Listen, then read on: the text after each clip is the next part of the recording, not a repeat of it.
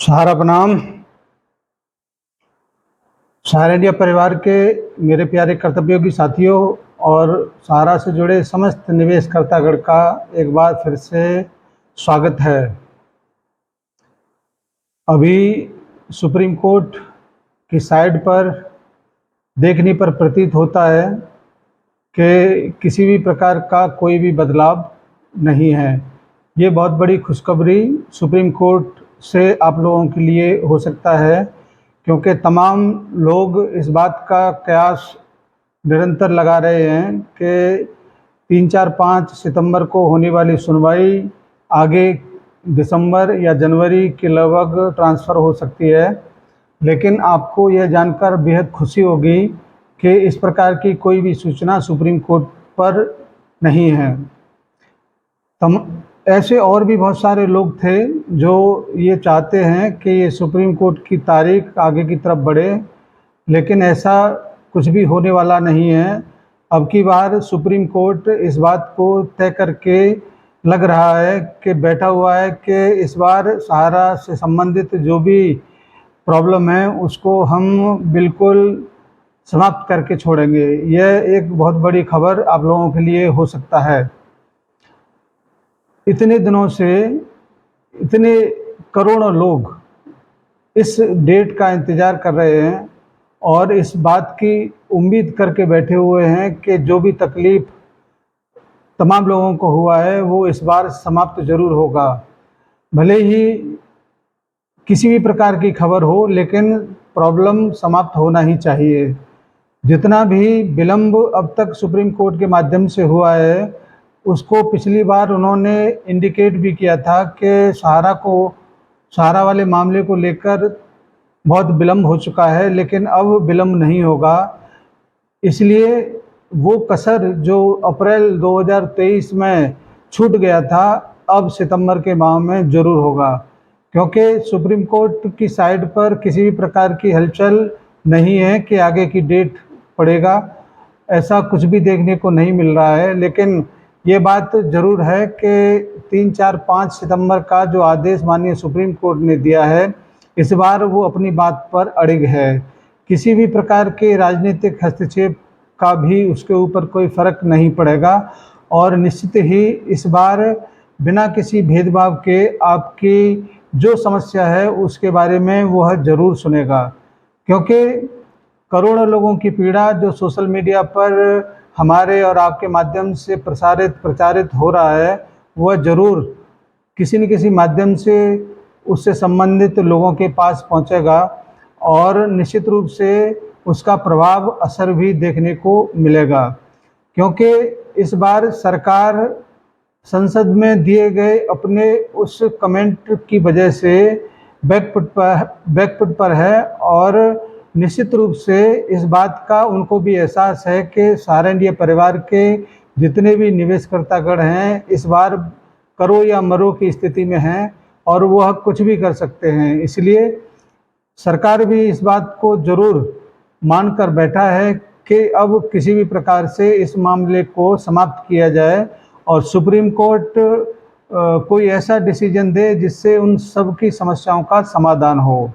दोस्तों, मैं आपको निरंतर इस बात को लेकर आपके बीच में अपनी बातों को रखता रहा हूं और फिर दोबारा से इस बात को रख रहा हूं कि 3, 4, 5 सितंबर से पहले भी सोशल मीडिया पर तमाम लोग काफ़ी खबरों को उलट-पुलट करके प्रसारित करेंगे, लेकिन आपको किसी भी प्रकार से उन बातों पर ध्यान नहीं देना है और यह निश्चित कर लेना है कि जो भी सूचना खबर सोशल मीडिया पर वायरल होगा उसका आपके ऊपर कोई फ़र्क नहीं पड़ेगा।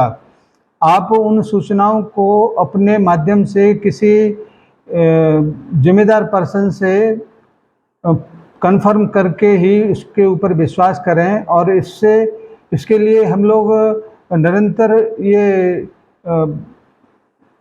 व्यवस्था बना के बैठे हुए हैं कि सुप्रीम कोर्ट में या सरकार की तरफ से या सहारा की तरफ से कोई भी अगर हलचल होती है तो आपके पास वह सूचना यथार्थ के माध्यम से निश्चित रूप से समय से पहुंचेगा। इसलिए आप सभी लोगों से मैं बार बार इस बात को कहता हूं कि आप तो यथार्थ से जुड़े ही हैं, लेकिन ऐसे बहुत सारे लोग हैं जो अन्य जो फिजूल के जो चैनल हैं उनको देखते हैं, उसकी वजह से उनके ऊपर नेगेटिव फ़र्क पड़ता है।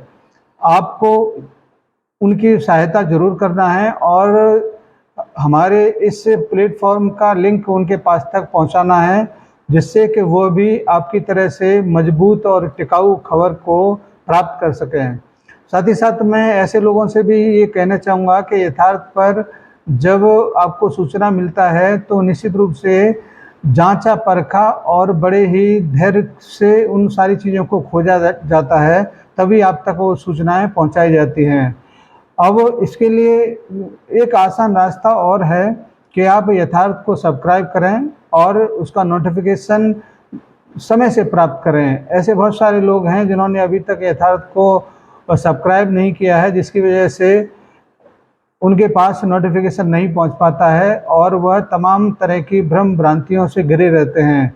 हम पिछले 1 साल से आपके लिए निरंतरता के साथ बहुत सारी खबरों को लेकर आते हैं। हो सकता है उसमें से काफ़ी खबरें ऐसी होती हैं जो आपको लगता है कि सही साबित नहीं हुई, लेकिन तमाम सूत्रों के माध्यम से जो खबरें एकत्रित की जाती हैं, हो सकता है उनमें खबरें थोड़ी सी आपके पास ठीक न पहुँचें, लेकिन कोशिश यही की जाती है कि आप तक खबरें एकदम ठीक प्रकार से पहुँचें। इसीलिए मेरा आप सभी से आग्रह है कि आने वाले समय में इतनी महत्वपूर्ण सूचनाएं आपके लिए उपलब्ध होंगी, जिसको लेकर हम निरंतर और सटीक खबरें आप तक पहुंचाने का काम जरूर करेंगे। आपसे आग्रह है कि यथार्थ को सब्सक्राइब कर लें और ज़्यादा से ज़्यादा लाइक और शेयर करें, जिससे लाखों लोग इस खबरों को सही तरीके से प्राप्त कर सकें।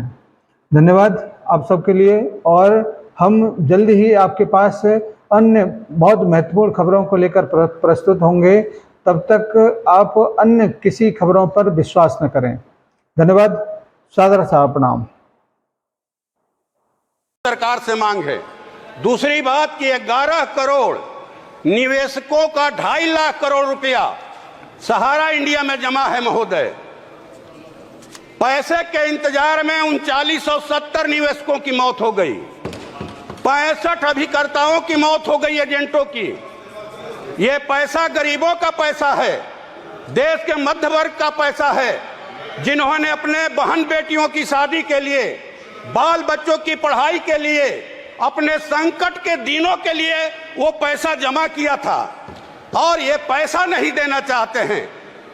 माननीय महोदय, ये बड़े दुख की बात है कि सरकार कह रही है कि हम पैसा देना चाहते हैं और लोग पैसा लेने के लिए नहीं आ रहे हैं।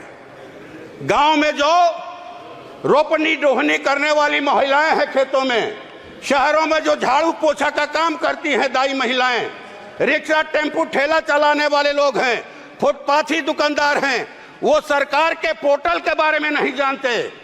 वो गांव के और कस्बे के उस एजेंट के बारे में जानते हैं, सहारा इंडिया के, जिनके मार्फत उन्होंने पैसा जमा किया। महोदय, आपके माध्यम से सरकार से हमारी मांग है कि ये पैसा एजेंटों के मार्फत दिलवाया जाए निवेशकों को। ये पेट पर लात पड़ रहा है उनका।